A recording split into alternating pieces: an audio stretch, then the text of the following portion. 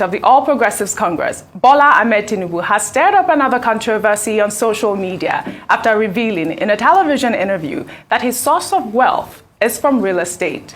The interview, which was conducted by Peter Okoche of the British Broadcasting Corporation, was aired on Tuesday after Tinubu's controversial Chatham House meeting in the United Kingdom. Tinubu's source of wealth has been queried over the years following numerous allegations that have been levied against him. During the interview, the former Lagos State governor claimed that since he left office, he has not gotten a government appointment or contract, stating that he was the most investigated and most accused governor in opposition during his tenure in office because of envy. Let's take a look before we take some reactions. I inherited great real estate. I turned the values around. I'm not denying my wealth. I've not been, I was the most investigated, the most accused governor in the opposition up to, from for 8 years and up to 2007.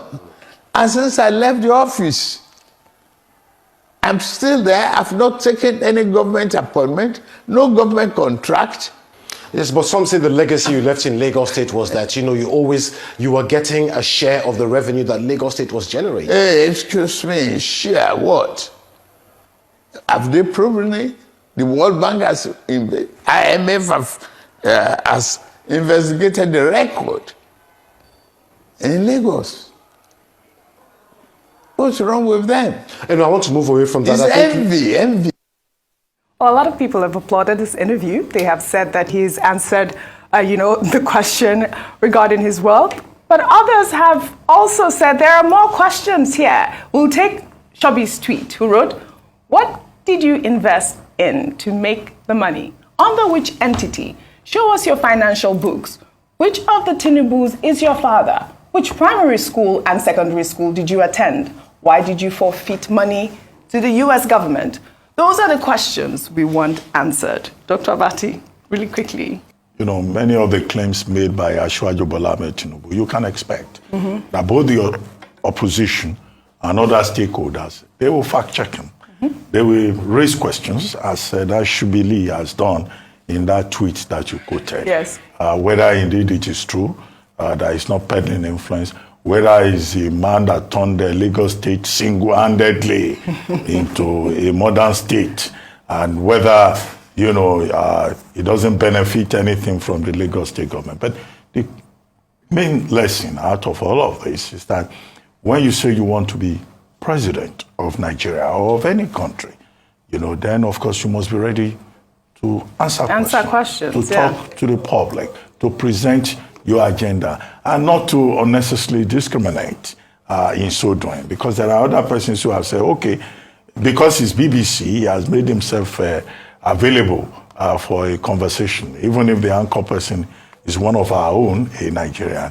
Now, why is he not so available like that, to media back home?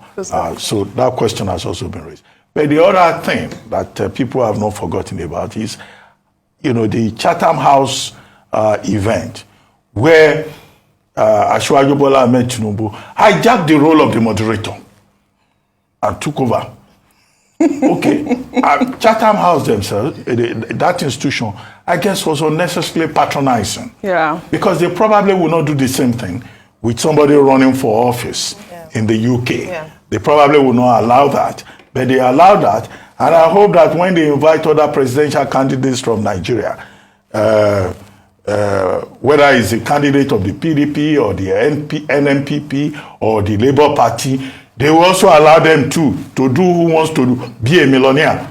Because it's when you watch Who Wants to Be a Millionaire that you are asked, given a helpline, or you are asked to call a friend to come and bail you out. So that other matter is still there. He came with his helpline. And it's not likely to go away. But all of this is healthy. Yeah.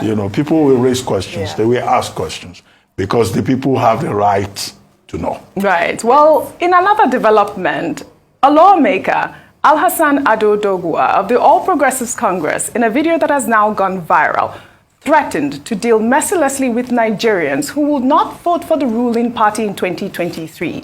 Well, in the video, the lawmaker, who is the majority leader in the House of Representatives, repeated the threat as hordes of his supporters chorused in support of him.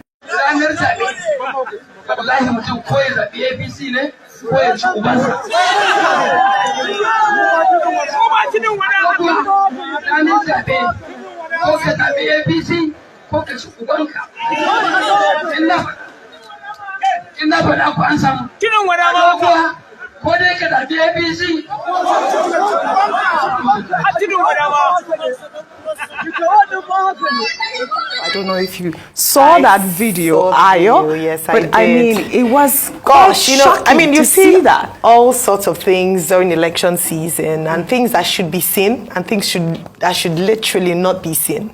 I don't know what the Honourable Member Doguwa was thinking when he was speaking to the people and speaking very confidently.